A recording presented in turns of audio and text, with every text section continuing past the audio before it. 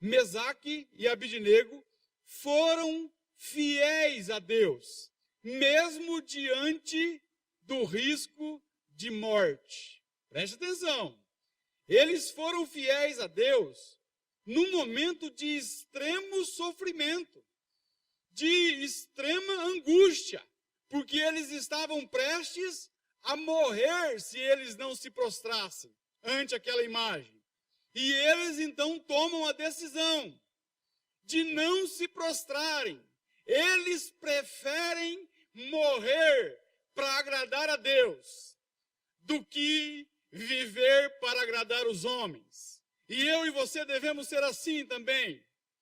Devemos a cada dia das nossas vidas estarmos prontos a morrer pelo Evangelho, se preciso for, e a viver por ele todos os dias das nossas vidas, para agradar aquele que nos alcançou, aquele que nos fez, aquele que nos salvou com tão grande salvação.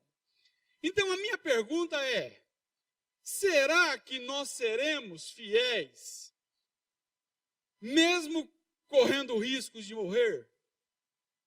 Porque agora aqui eu creio que ninguém esteja correndo esse risco. Nós estamos confortáveis. Pode cair o teto, o pastor Tamar disse. Mas nós estamos confortáveis. Aqui está todo mundo tranquilo, não está? O teu coração não está tranquilo? Você não está diante de um rei, não está diante de uma fornalha. Então, mas quando for preciso, será que nós seremos fiéis? Dizer que Deus é fiel é muito fácil, porque Deus é fiel mesmo. Ainda que nós sejamos infiéis, Cristo permanece fiel. A fidelidade de Sadraque, Mesaque e Abidnego chega a nos impressionar. Eles sofreram ameaças de morte e não negaram a Deus, e não negaram a sua fé. O que nós temos feito? Como tem sido a nossa fidelidade para com esse Deus? Se alguém... Nossa, essa pergunta aqui, quando eu estava preparando a mensagem. Olha só. Se alguém colocasse um revólver na nossa cabeça e pedisse para negarmos a nossa fé em Deus, prometendo nos soltar depois disso, o que faríamos? Será que morreríamos? Ou será que sairíamos vivos, negando ao Senhor? Isso é para nós pensarmos, para nós refletirmos nessa noite. Olha, o pastor Hernando Dias Lopes, ele diz assim que a principal lição desse texto que nós lemos não é o livramento de Deus da fornalha, mas é a fidelidade que esses camaradas provaram ter em Deus. Esses 3 jovens, eles tiveram a coragem, olha só, de discordar da maioria. Eles tiveram coragem de afrontar o rei, de preferir a morte do que prostrar-se diante de outro Deus, e Deus aqui minúsculo. Sadraque, Mesaque e Abidnego, eles tinham um compromisso com Deus. Quando eu estava preparando essa mensagem, me veio à mente homens, sabe, que Deus levantou na face da terra, que não negaram o seu nome, não negaram o Evangelho, não negaram a sua fé. Homens como os patriarcas, como os profetas, como os juízes, como os reis do Velho Testamento. Homens e mulheres como os discípulos de Jesus, que morreram pelo Evangelho e não negaram o seu Senhor em momento nenhum de suas vidas. Morreram de forma torturante, agonizante, mas não negaram o seu Senhor.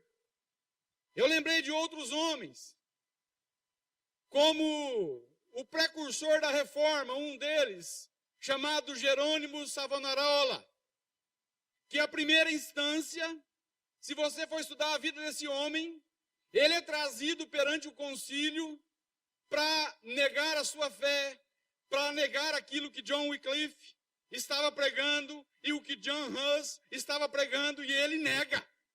A primeira vez ele tem medo da morte. Ele nega a sua fé, ele nega os escritos de John Hus e de Wycliffe. E ele vai para a prisão, e ele fica 1 ano preso, se torturando por ter negado a sua fé.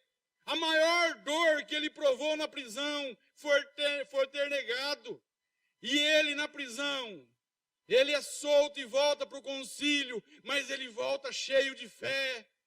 Ele volta disposto a morrer, se preciso for, e ele não nega a sua fé. Ele vai até a última instância e levam ele para a fogueira. E quando o carrasco vai acender a fogueira atrás dele, ele diz: não precisa se esconder, acenda aqui na minha frente, porque eu sei porque eu estou morrendo.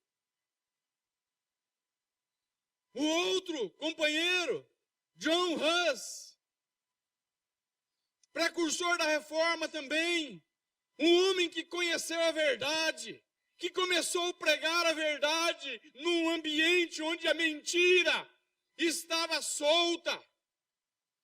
E esse homem incomodou também, e foi levado ao concílio, e não negou a sua fé. E na fogueira, quando ele estava para morrer, ele disse: hoje vocês estão matando um ganso, porque Hus significa ganso, mas ele diz: há 100 anos, daqui 100 anos, vai nascer um cisne, e vocês não conseguirão matá-lo, falando de Martim Lutero.